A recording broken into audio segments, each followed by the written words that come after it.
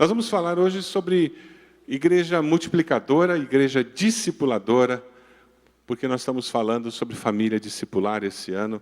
A família que discipula e que tem a igreja como a grande parceira no processo de discipular. É interessante porque nós queremos que discípulos formem discípulos. Nós temos falado muito sobre isso. Porque essa é uma necessidade gritante no nosso Brasil, que experimentou um crescimento evangélico notável, tremendo nas últimas décadas, graças a Deus, mas, infelizmente, esse crescimento não tem produzido transformação na nossa sociedade. Não tem mudado leis, esse crescimento não tem mudado o comportamento da sociedade, não tem feito com que nós, evangélicos, tenhamos uma influência significativa. Isso porque falta discipulado. Como presidente da Convenção Batista Brasileira, essa tem sido uma das bandeiras que eu tenho levado lá. Graças a Deus, isso tem encontrado uma resposta muito positiva por parte da liderança da Convenção Batista Brasileira, uma preocupação generalizada nas nossas igrejas, e nós estamos tomando várias providências com relação a esse tema. Vocês querem ver coisas comuns que fazem parte do dia a dia da igreja evangélica no Brasil? Você sabia que você pode salvar o seu casamento comprando um lençol ungido? Se você está com problemas sexuais no seu casamento, basta você ir em determinada igreja e comprar um lençol ungido. Aí você coloca o lençol na cama, resolvido o problema. Ou se você tem alguém que você quer que Deus abençoe, e aquela pessoa não quer vir à igreja para ser abençoado, é simples, você compra o sabonete da bênção. Já ouviu falar? Você compra o sabonete da bênção e coloca no banheiro. Quando aquela pessoa for tomar banho e começar a usar aquele sabonete, ela será abençoada, porque aquele sabonete está ungido. A melhor de todas, para mim, atualmente, a criatividade é impressionante, foi lançada a raspadinha evangélica. Já ouviu falar? Você vai no culto e você recebe a raspadinha. Você raspa e ali você descobre qual vai ser a oferta que você tem que entregar. Vocês já pensaram o contrário, né? Qual a oferta que você tem que entregar para Deus entregar igual para você? O nome disso é cosmovisão pagã dentro do meio evangélico. Cosmovisão pagã com uma linguagem evangélica. Isso é falta de discipulado, falta de Bíblia. Nós que fazemos parte de uma igreja histórica, com muita facilidade nós identificamos isso e criticamos. Mas como é fácil encontrar numa igreja histórica como a nossa, pessoas que vendem com meia nota sem ficar ruborizadas. Ou que vendem e fazem seus negócios com nota ou sem nota, sem sentir culpa.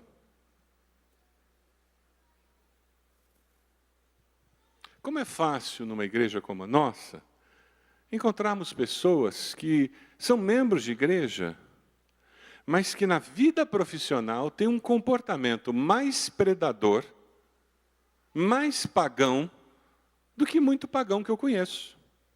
Explora os funcionários, trata os subalternos como lixo, como se não fosse um ser humano.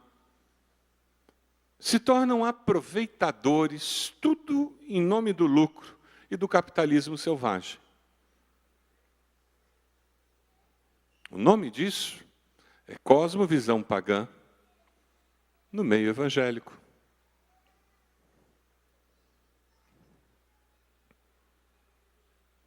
Uma jovem membro de uma igreja batista começou a namorar um rapaz não crente. Só que ela não sabia que a mãe daquele rapaz era membro da nossa igreja. E aquela irmã muito feliz disse: pastor, meu filho que não vem à igreja, começou a namorar uma moça crente. A moça já é uma bênção, porque ela está indo contra o que as escrituras dizem, né? Namorando um não crente. Mas a bênção maior é que ela sai, ela vai ela vai passar um fim de semana com o namorado numa outra cidade. Que moça crente boa, né? Ela vai passar o fim de semana numa outra cidade, mas ela é tão crente que ela não esqueceu de levar a Bíblia dela. E no hotel que eles ficaram naquele fim de semana, os namorados, a Bíblia dela estava na mesinha de cabeceira dela. Que bênção!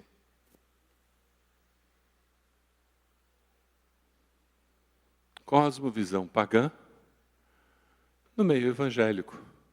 Falta discipulado. Falta Bíblia. Como é que se constrói uma cosmovisão cristã? Com discipulado. Com alguém repartindo a palavra e a vida conosco.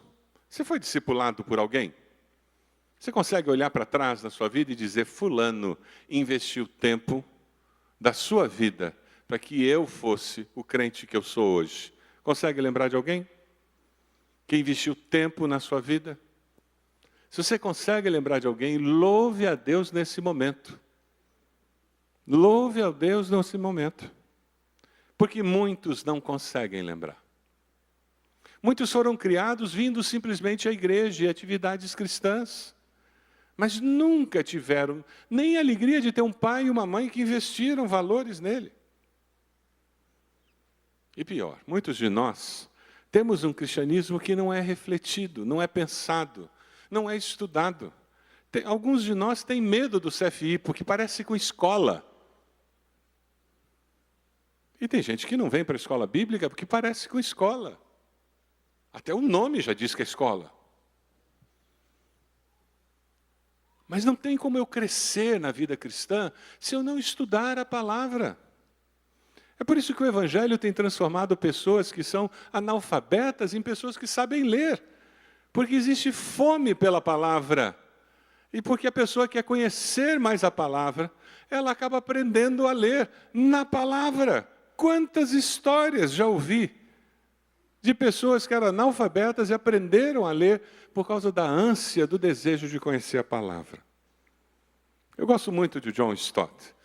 Tem um livro dele que é um clássico, se você não leu ainda, eu sugiro que você leia. Crer é também pensar. Ele fala sobre a importância de nós juntarmos devoção com verdade, espiritualidade com conhecimento. Ele critica esse espírito pragmatista da nossa sociedade, que ao invés de perguntar se é verdade ou não, pergunta, funciona? Porque se funciona, eu compro o sabonete. Se funciona, eu vou botar o lençol lá em casa. Se é verdade ou não, não interessa. É isso que tem nos levado a viver um momento em que as pessoas não estão interessadas na doutrina da igreja. Eu estou interessado se a banda que toca o louvor me faz arrepiar. E se o culto é gostoso, eu vou para aquela igreja. É por isso que fronteiras denominacionais se transformaram em algo secundário, ou em alguns casos até irrelevante. O que aquela igreja ensina, o que aquele pastor crê, a doutrina que é pregada, ensinada, é irrelevante. Porque o importante é como eu me sinto. Só que o que eu creio é que define meu comportamento, é que define como eu lido com as questões da vida. O John Stott, no seu livro, ele diz, surge então, na visão de Stott, o cristianismo de mente vazia. Tem um slide com isso aí. Obrigado. Surge então, na visão de Stott, o cristianismo de mente vazia, que é resultado de igrejas que direcionaram suas ações para 3 áreas distintas. Tem uma igreja que vai para o ritual. O importante é a cerimônia religiosa. O resto é resto. A cerimônia religiosa é um fim em si mesmo. É sacramento. Outras vão para a área de ação social. A preocupação unicamente são assuntos ligados à fome, violência, para isso que existe igreja. Outras somente na experiência, em que se faz da experiência metafísica a única razão de ser cristão. Eu pulo, saio suado, chorando. Agora, se eu sair daquele culto, fui lá e bati na minha mãe, isso é irrelevante. Se eu sair daquele culto em que eu chorei, vim à frente e briguei no estacionamento com alguém que me fechou, isso é irrelevante, porque são coisas desconectadas. Esse cenário é propício para o surgimento de cristãos inconscientes, diz Stott. Cristãos que, não compreendendo as verdades bíblicas e o cerne do pensamento cristão, são desprovidos do caráter e da mente de Cristo. Não se fala mais em que eu preciso ser mais parecido com Jesus. Você tem ouvido muito disso? Em que eu preciso ter a mente de Cristo. Você tem ouvido muito disso? A preocupação já não é mais essa. É se aquele culto é animado ou não. Se aquela igreja é animada ou não. Se aquela igreja tem um ministério assim ou assado para servir minha família. E eu me torno consumidor da igreja.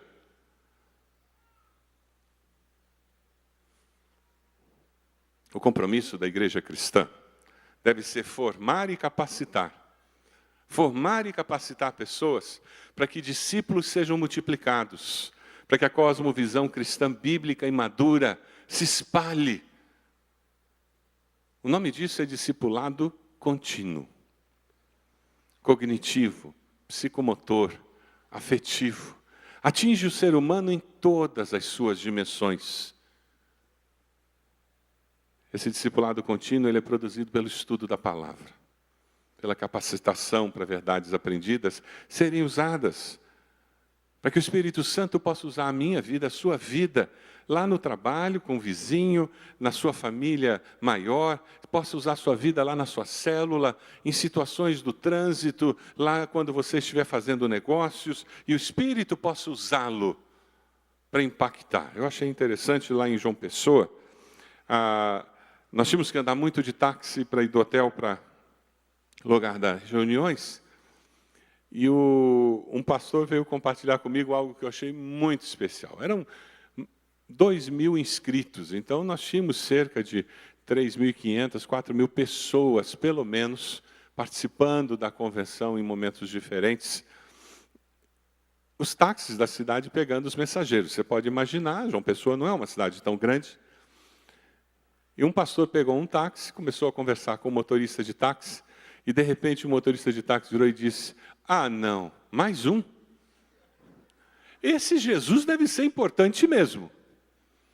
Todo mundo que entra nesse meu táxi quer me falar para eu aceitar esse Jesus. Que coisa!"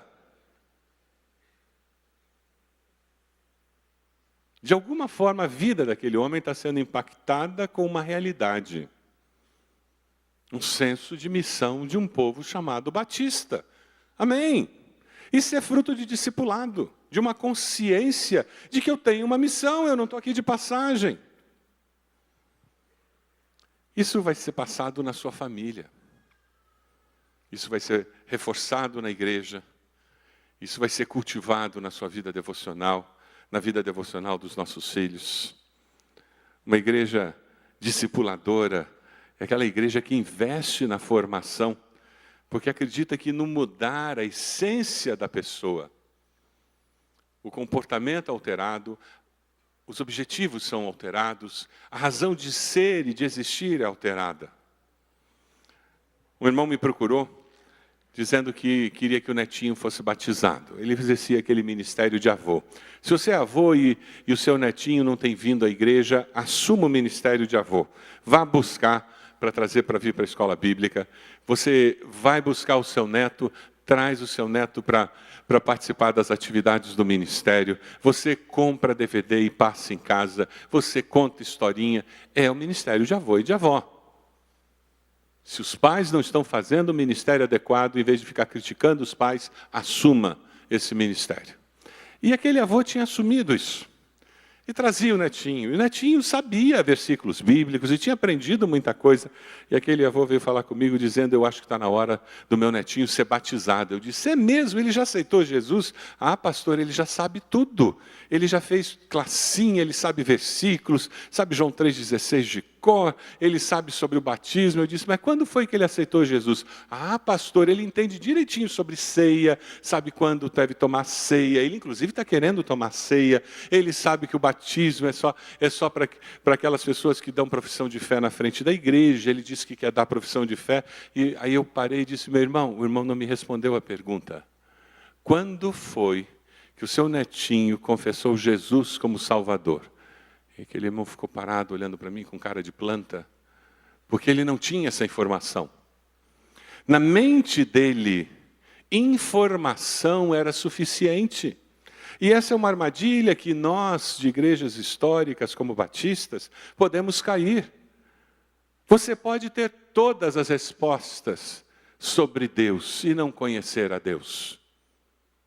Você pode ser membro de uma igreja e queimar no inferno, que é mais quente do que Curitiba.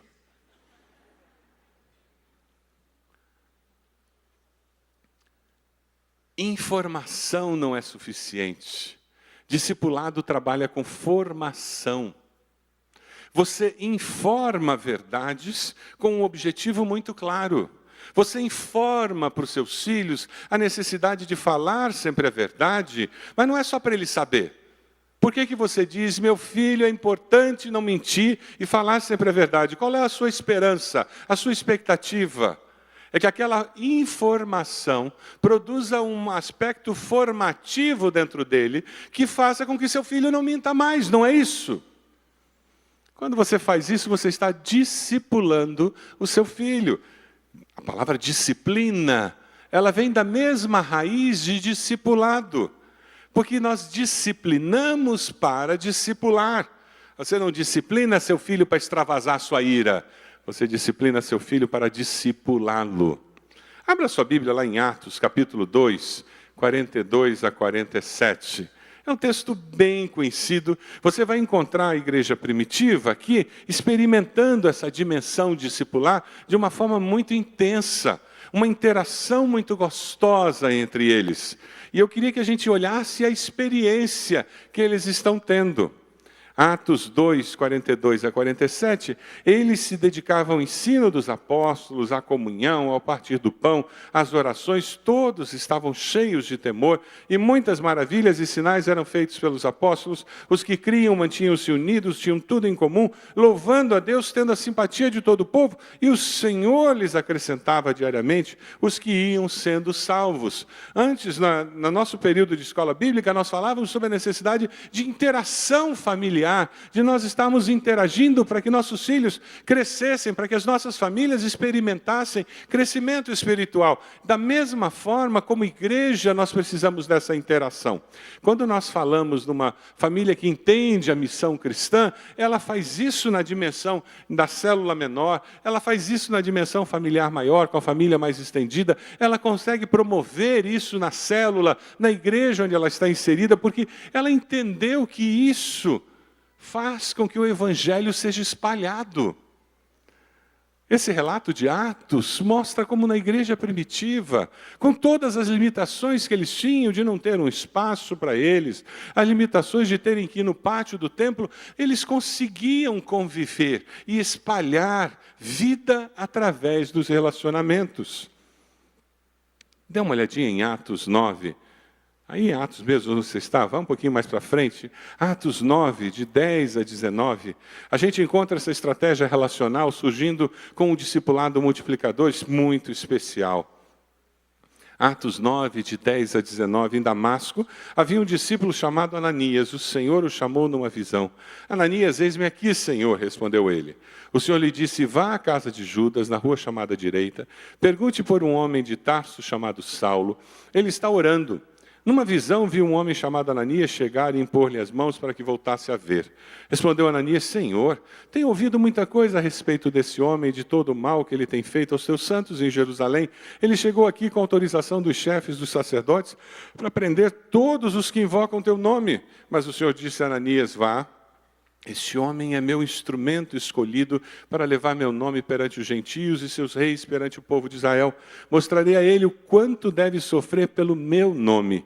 Então Ananias foi, entrou na casa, pôs as mãos sobre Saulo e disse, irmão Saulo, O Senhor Jesus, que lhe apareceu no caminho por onde você vinha, enviou-me para que você volte a ver e seja cheio do Espírito Santo. Imediatamente algo como escamas caiu dos olhos de Saulo e ele passou a ver novamente.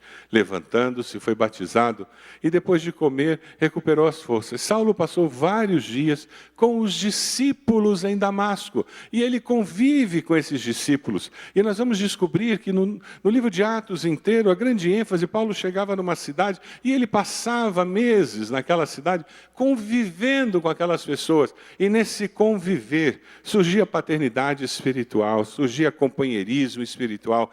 Na realidade, eles aprendiam a desfrutar do amor cristão, que é uma necessidade que nós temos para que a fé cristã possa desabrochar. Lá em Tiago, capítulo 5, 6, tem um versículo muito especial. Eu queria que nós lêssemos juntos. Vamos ler juntos? Portanto, confessem os seus pecados uns aos outros e orem uns pelos outros para serem curados. Qual foi a última vez que você confessou um pecado para algum irmão? Isso é um texto da Bíblia, gente. Não é ideia do pastor Roberto isso não. Está na Bíblia. Por que será que nós encontramos tão pouco essa prática na igreja contemporânea? Se o meu relacionamento com meus irmãos é superficial, eu não vou confessar pecado, coisa nenhuma. Ninguém tem nada a ver com a minha vida. E não ponho o bedelho na minha vida. E algumas pessoas percebem a vida cristã e a vida em comunidade como uma vida tão superficial, que quando eu, como pastor da igreja, sei que existe um problema na família, na vida da pessoa, e me aproximo, a pessoa diz, não quero. Quem é o senhor para vir falar comigo? Eu já ouvi isso de membros de igreja. Pessoas que não entenderam o que é comunidade cristã. Não entenderam o que é viver como igreja. O que elas querem é o rito, que nós falamos lá no começo. É o rito dominical. Eu cumpri e pronto. E é melhor que o pastor acabe na hora. Porque senão atrasa o almoço. Porque eu quero cumprir o rito. O foco é o rito. Não é o relacionamento.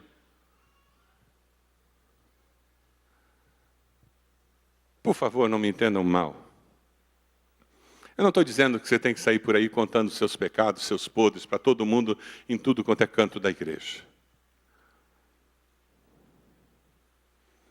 Mas quando nós não praticamos esse texto, nós perdemos uma das maiores bênçãos que existe no corpo de Cristo, que é recebermos oração, intercessão de irmãos nossos. Perdemos a grande bênção do corpo de Cristo, que é ouvirmos de irmãos nossos, se eu tenho luta parecida. Mas porque nós não nos abrimos, nunca podemos ouvir isso. Nunca experimentamos cura, porque não buscamos a cura. E andamos com as nossas mazelas e as nossas feridas da alma maquiadas, disfarçadas. E fingimos que tudo está bem, quando por dentro choramos. Perdemos bênção. O discipulado, o vida na vida, o adotarmos alguém na célula para caminhar conosco, ou procurarmos alguém para caminhar conosco, o desenvolvermos relacionamentos mais próximos, nos ajuda a prosseguir com mais firmeza. Nós precisamos uns dos outros. Nós não precisamos só de rito. É muito vazio. John Burke, no seu livro Proibida a Entrada de Pessoas Perfeitas, em que ele fala da igreja, como corpo de Cristo, ele faz uma citação que eu acho muito boa. Quando se cria uma cultura com sinceridade e honestidade para lidar abertamente com assuntos dolorosos sobre confiança, acontecem duas coisas. Primeiro, ouviremos cada vez mais histórias de feridas inflamadas, antes escondidas.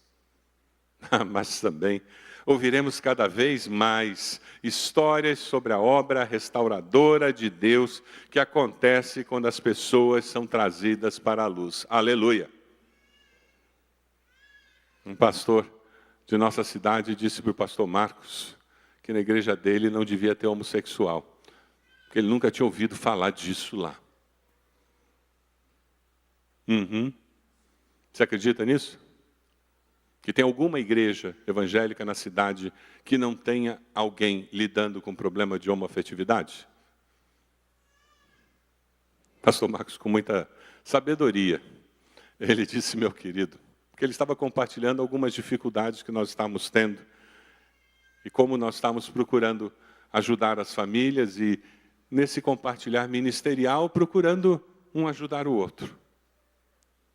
Sem dizer nomes, mas procurando ajuda ministerial. E o pastor Marcos, com muita sabedoria, ele diz, meu querido, eu acho melhor você abrir os olhos e olhar em volta, porque deve ter muita gente machucada na sua igreja, ao seu redor, que não está recebendo pastoreio seu.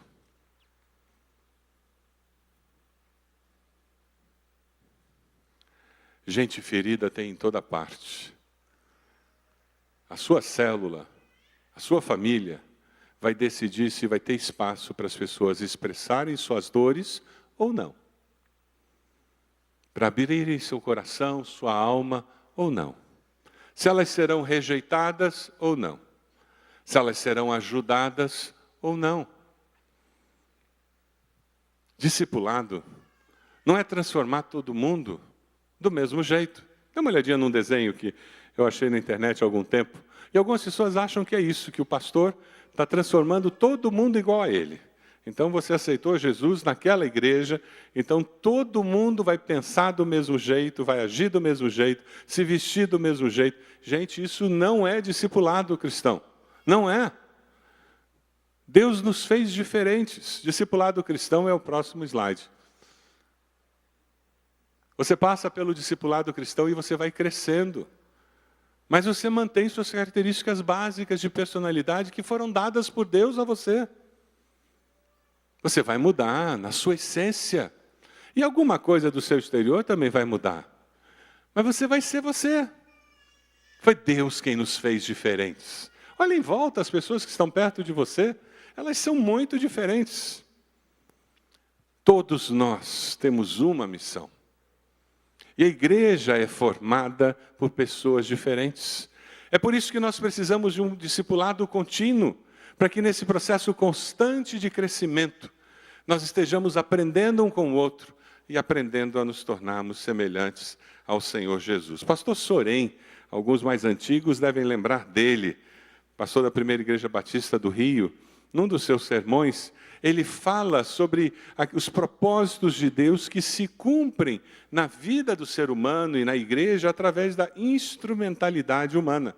E ele fala nesse sermão que, por conveniência ou comodismo, nós pensamos que Deus age sem a nossa participação.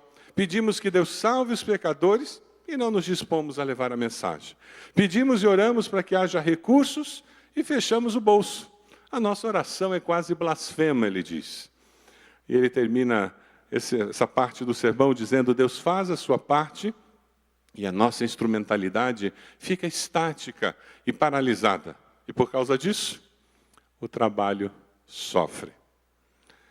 É por isso que a igreja precisa trabalhar na formação das pessoas, porque com os valores certos, aí eu estou disponível para aprender a fazer as coisas da maneira certa.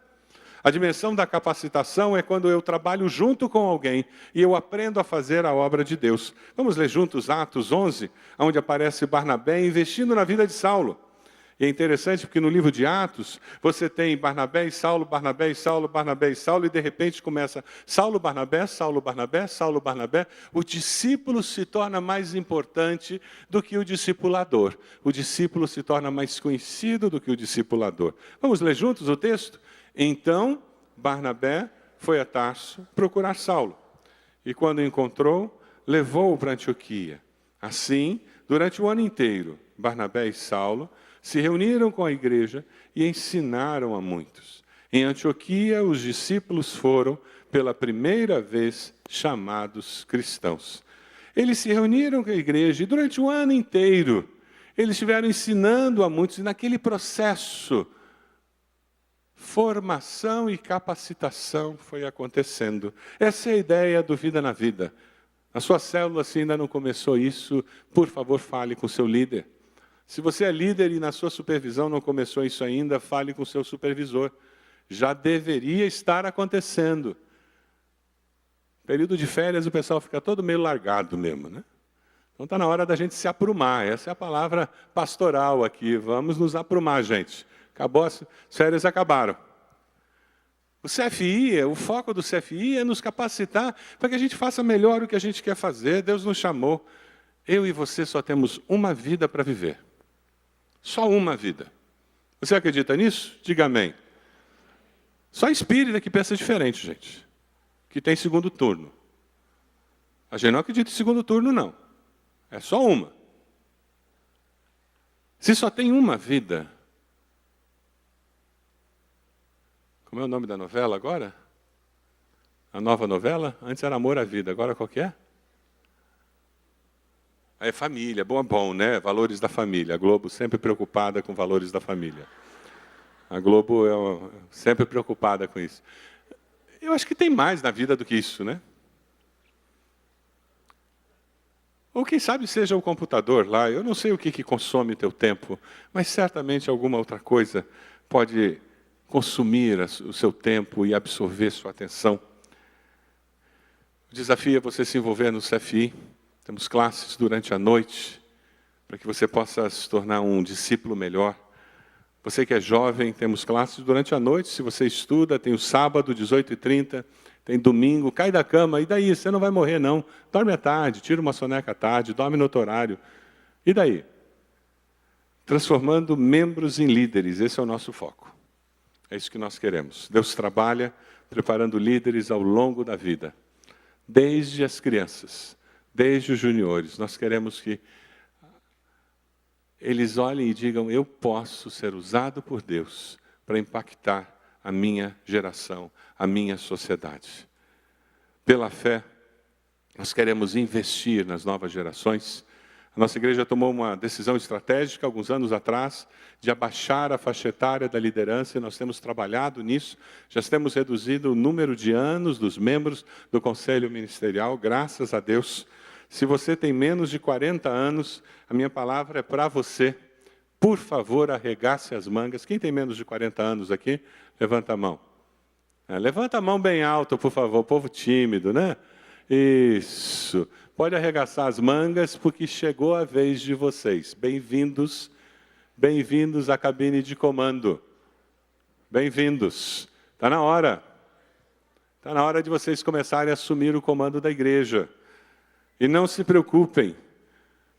As gerações mais antigas têm ouvido de mim que vocês vão cometer erros, sim. Como nós cometemos. O que a gente quer é que as gerações mais antigas não larguem o timão, mas se transformem em mentores, em apoio, para que a nova geração possa dar conta do recado. 2 Timóteo é um texto precioso, que eu queria que nós lêssemos juntos. Vamos lá? E as palavras que me ouviu dizer na presença de muitas testemunhas, faz o que com elas? Que possam fazer o quê? E que vão fazer o quê? Que vão ensinar outros. Por isso que eu e você temos o cristianismo hoje. Porque liderança tem sido multiplicada. Discípulos têm feito discípulos, que têm feito discípulos, que têm feito discípulos, que têm feito discípulos. E líderes têm feito líderes, que têm feito líderes. E é por isso que o cristianismo chegou até hoje. A tocha está na nossa mão. Nós vamos passar adiante. Uma das alegrias que eu tive nessa convenção foi o lançamento de 2 livros pela editora Convicção e a Junta de Missões Nacionais. E a minha alegria foi maior ainda porque antes de eu me tornar presidente da Convenção Batista Brasileira, a Junta de Missões Nacionais já tinha tomado a decisão de publicar esses 2 livros. Aí você entende que tem algum mover de Deus na história participando disso.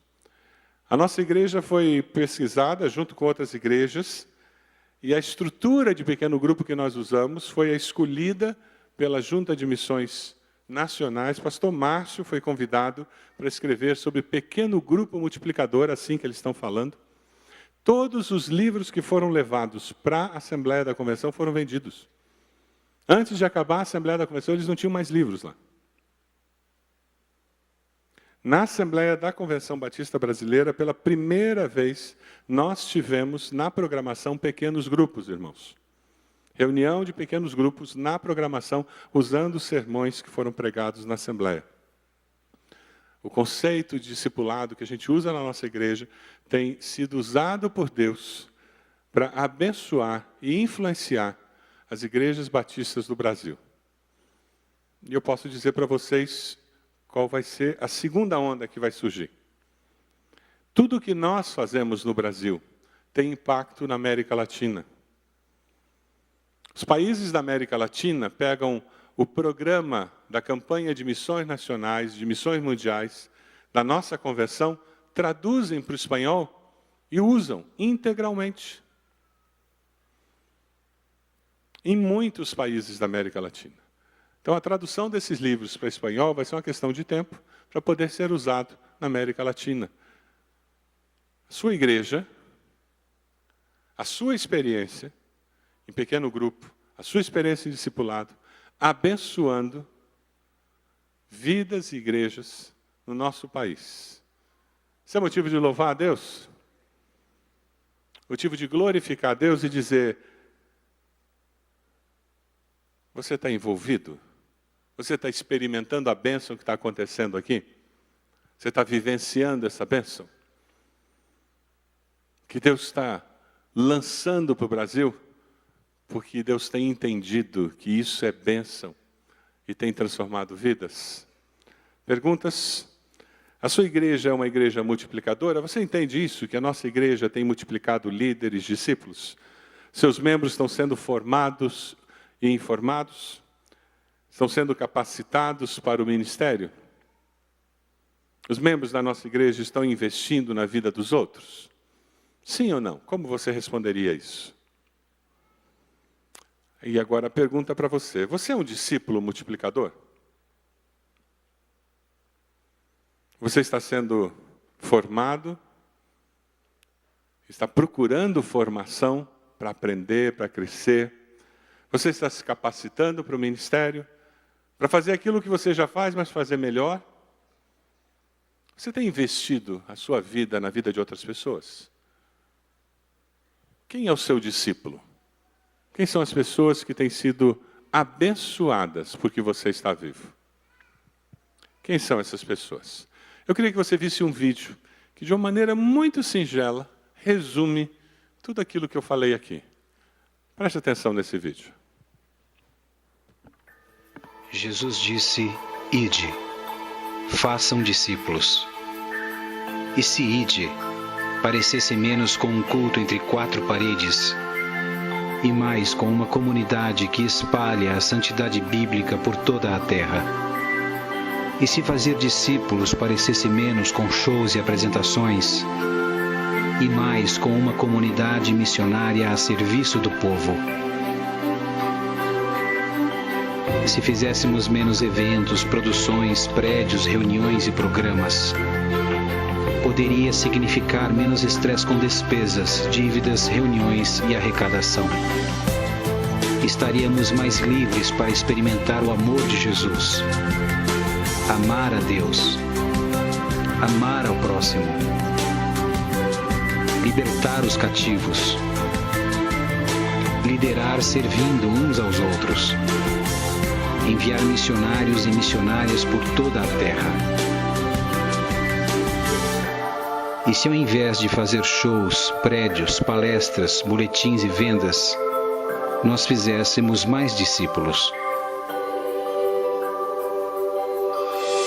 Como Jesus fez, como Paulo fez, como os apóstolos fizeram. Essa é nossa missão. Essa é a grande comissão. Amar ao próximo, libertar os cativos, liderar servindo uns aos outros, enviar missionários. Isso é discipulado. Isso é igreja.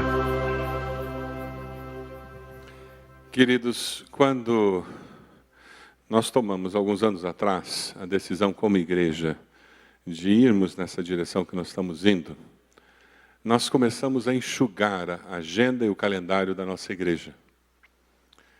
Então, por favor, não nos compare com outras igrejas. Nós temos infinitamente menos congressos, eventos, programas e reuniões que normalmente igrejas têm. Porque nós estamos focando no que é prioritário. Então, o que acontece às vezes como pastor é que as pessoas vão em alguma igreja e ficam querendo trazer o que as igrejas fazem. Só que quando começa a fazer aquela outra atividade, todos nós temos uma agenda. Então eu começo a fazer aquele novo ministério em detrimento de eu fazer discipulado, em detrimento de eu participar de uma célula, em detrimento de eu pegar a capacitação adequada participando do CFI. E essa pessoa fica muito frustrada quando um dos pastores diz: nós não vamos fazer isso. Porque nós decidimos que nós vamos concentrar em crescimento cristão, em amadurecimento na fé. Nós não queremos ter mais um programa, mais uma atividade, mais uma reunião. Então entendam quando algumas vezes seus pastores disserem: nós não vamos fazer esse tipo de programa, atividade aqui. É porque nós não queremos que esse programa e essa atividade venha desviar a atenção daquilo que nós consideramos essencial e que vai fazer toda a diferença na sua vida, na vida da sua família, no ministério que Deus tem para você, na vida da sua célula, naquele ministério que Deus tem usando aquele grupo para que outras pessoas conheçam a Cristo. E é por isso que nós temos reduzido muitas atividades, programações que já tivemos no passado, mas já não temos com tanta ênfase ou simplesmente não temos. Mas aquilo que é essencial para a vida cristã, aquilo que faz a diferença para que você possa evangelizar seu parente, evangelizar seu colega de trabalho, levar seu vizinho a Cristo, para que você cresça na sua fé, amadureça no seu entendimento da fé cristã, isso nós temos com uma qualidade fantástica, para que o seu senso de missão seja aprimorado, para que você possa sair daqui cada vez que você vem num culto, numa reunião do CFI, numa reunião de célula, e você saia ganhando essa cidade para Jesus, se envolvendo em missões em todos os níveis, porque nós queremos ser uma igreja, não cheia de atividades, mas uma igreja que impacta a nossa sociedade em nome de Jesus. Amém? Você pode abaixar a sua cabeça? A pergunta dessa mensagem é: que tipo de discípulo você é? Você está envolvido num processo de discipulado contínuo, crescendo? Você tem se tornado uma pessoa melhor, porque você tem discipulado alguém, tem sido discipulado por alguém. Na sua célula você tem participado daquele grupo pequeno e tem abençoado as pessoas e sido abençoado. Quem sabe hoje é a decisão: eu vou procurar uma célula nesse começo de ano e vou começar a participar de uma célula. Quem sabe a sua decisão: eu preciso encontrar alguém para discipular. Eu vou procurar um dos pastores, eu vou procurar o meu líder de célula. Eu quero investir um tempo esse ano para investir vida na vida de alguém. Quem sabe a sua decisão? Eu preciso ser capacitado para servir melhor a Deus. Eu já conheço tanto a Bíblia, faz tanto tempo que eu sou crente, mas eu vou participar do CFI esse ano, eu vou começar. Eu quero estudar a palavra, eu quero conhecer melhor a palavra e mais, eu quero descobrir como eu posso servir melhor ao Senhor, porque o Senhor me chamou. A seara é grande, os trabalhadores são poucos. Nós temos regiões da cidade onde nós queremos abrir células. Temos regiões da cidade onde nós queremos aumentar a presença do Evangelho ali. E Deus está chamando você para ser instrumento para que isso aconteça. Não foi por acaso que você veio até esse culto hoje. Deus tem um propósito. Ele está chamando você para dizer: eis-me aqui. Eu vou me envolver de uma forma nova, uma forma diferente nesse começo de ano. Essa é a sua decisão? Então fique de pé. Enquanto nós cantamos, eu quero convidar você a vir à frente, se colocar de joelhos aqui. E com esses gestos eu estou dizendo: Senhor, eu estou tomando uma decisão. Começo de ano, eu estou começando esse ano envolvido num pequeno grupo. Fique de pé onde você está. E nós vamos começar a cantar. Enquanto nós cantamos, vem cá. Você vai participar de um pequeno grupo esse ano de uma forma diferente. Você vai assumir a liderança de uma célula. Não, olha, pastor, esse começo de ano eu vou entrar no CFI, vou me matricular. Eu estou entendendo de Deus que Deus está me chamando para isso. Tem muito trabalho, muita obra a ser feita. Eu vou me comprometer. Pode vir, sai do seu lugar. Isso aí, momento de consagração ao Senhor. Pode vir. Vamos lá. Todas as cidades, povoados e aldeias, percorria Jesus, pregando o Evangelho, ensinando e curando, prosseguia Jesus. Vendo as multidões, cheios de compaixão, a seara é grande demais. Todas as cidades, povoados e aldeias, percorreremos, pregando o Evangelho, ensinando e curando, prosseguiremos. Nós somos igreja, os trabalhadores, somos teu corpo, Jesus. Somos teus pés, andando em toda parte, somos tuas mãos, curando e abençoando. Somos teus olhos, à procura dos aflitos, somos tua boca, proclamando o reino de Deus. Deus está falando com você? Vem à frente. Momento de consagração. Tem alguém aqui que é da sua célula? Tem alguém que você conhece, que você pode vir, dar um abraço, orar com a pessoa? Vem até aqui. Se você está vendo alguém conhecido, alguém que é da sua célula, vem até aqui, abraça essa pessoa. Ontem no meu gabinete alguém falava: pastor, como foi importante aquele dia que eu vim à frente e alguém da minha célula estava cantando no coro, saiu do coro, veio e me abraçou. Como foi especial para mim ter alguém orando por mim. Vem até aqui, coloque o braço no ombro dessa pessoa e ore por ela. Nós vamos cantar mais uma vez. Deus está desafiando você.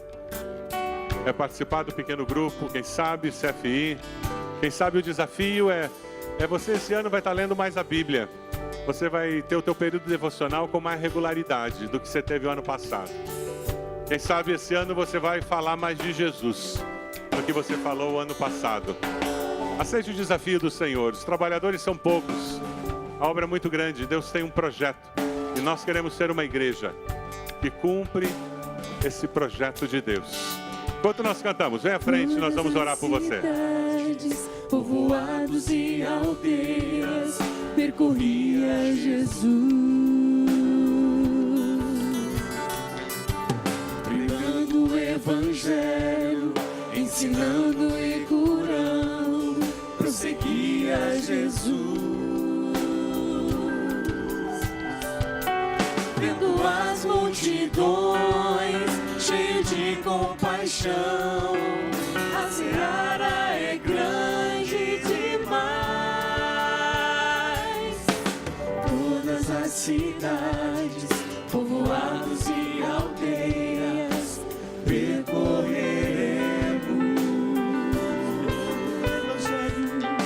pregando o evangelho, ensinando e curando, prosseguiremos.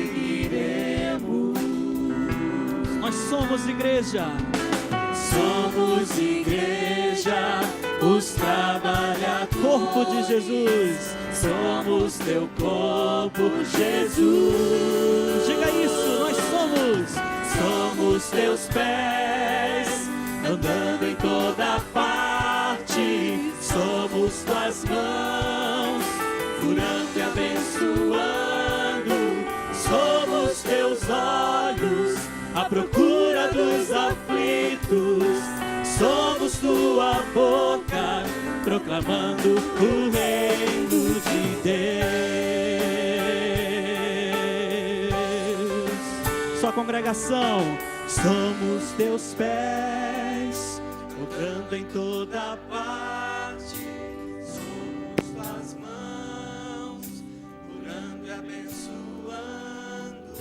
Somos teus olhos, à procura dos aflitos. Somos tua boca, proclamando o reino de Deus. Aleluia, Senhor. Nós queremos ser realmente teus pés, tua voz. Queremos estar onde nós estivermos, representando o Senhor. O Senhor sabe onde nós estaremos hoje à tarde. Ó Deus, como acontecia com Moisés, que ao sair da tua presença o seu rosto resplandecia a glória do Senhor. Que ao sairmos deste culto, Deus, o nosso rosto, os nossos olhos, a nossa face e os nossos atos resplandeçam a glória do Senhor. Obrigado por ter falado aos nossos corações. Abençoa esses irmãos e irmãs que tomam uma decisão hoje pela manhã, decisão que o teu Santo Espírito mesmo levou-os a tomar. Ó Deus, com teu Santo Espírito, capacite-os para que eles sejam mais do que vencedores, em nome de Jesus. Que nós como igreja possamos abençoá-los, estimulá-los, apoiá-los, para que eles experimentem a vitória que é em Cristo. Ó Deus, como igreja, nós queremos ser uma igreja que forma e capacita, começando em casa, com nossos filhos, com nossos cônjuges, com nossos pais, nossos irmãos. Ó Deus, que nós possamos, no ambiente doméstico, cultivar um ambiente de crescimento cristão. Ó Deus, que nas nossas células haja um ambiente de crescimento cristão, de confessar pecados uns aos outros. Ó Deus, que nós descubramos a bênção do discipulado mútuo, que nós descubramos a bênção de sermos comunidade de fé. Abençoa-nos como igreja, com a bênção que só o Senhor pode nos dar. Nós oramos assim, no nome de Jesus. Amém, Senhor. Amém.